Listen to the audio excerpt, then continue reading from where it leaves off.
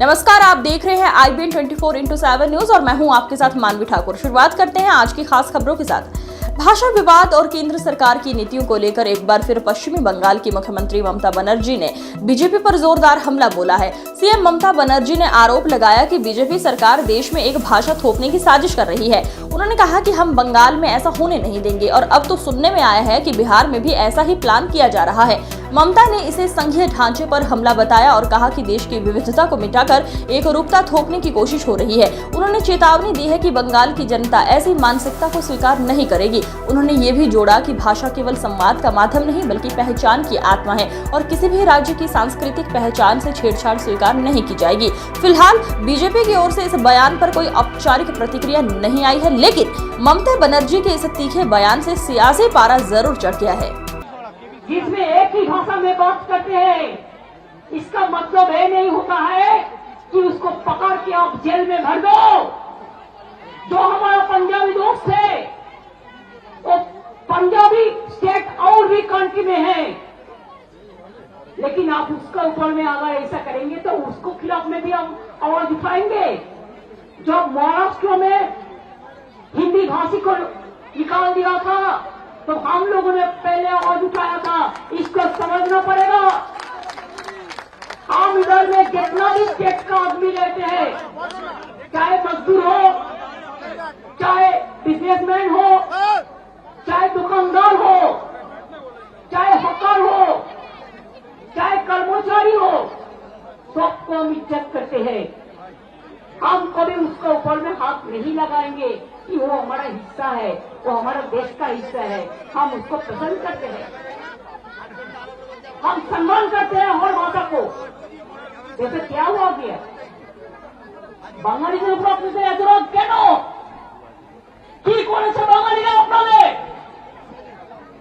যে রবীন্দ্রনাথ ঠাকুর রাখি বন্ধন করেছিলেন, আজকে দুটো জাতীয় সঙ্গীত इंडिया एवं बांग्लादेश रविन्द्रनाथ ठाकुर, क्या जनगण मन अधिनायक एक बंगाली में नहीं गया था?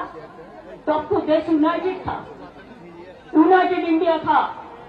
पहले देश भाग हुआ है 1971 में मार्च तक, जो उधर से इधर में आए उसको तो आप रिकॉग्नाइज किया है।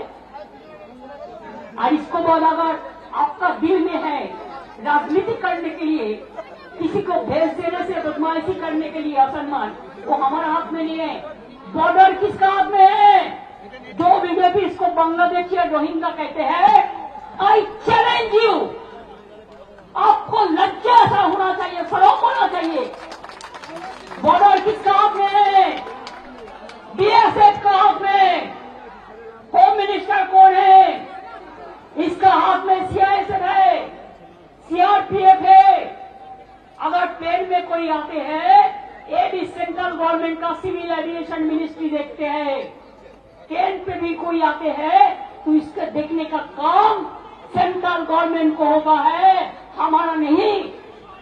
तो आप क्यों ऐसा झूठा कह रहे हैं? आप झूठा क्यों कह रहे हैं? इलेक्शन आने, चुनाव आने से सब नाम निकाल देना।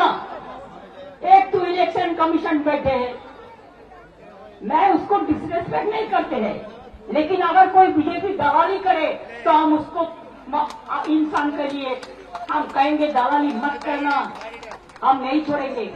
मैं बिहार में सुना 30.5 लाख वोट निकाल दिया, ऐसा करके महाराष्ट्र में बीजेपी जीता, नहीं तो नहीं जीतता।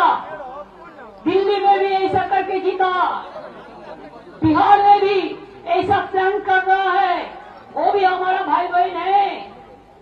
बंगाल में भी प्लान करना है। हम तो इंच में लड़ाई करेंगे और दिखा लेंगे बिना युद्धे 1 इंच जमियो আমরা ছাড়ব না।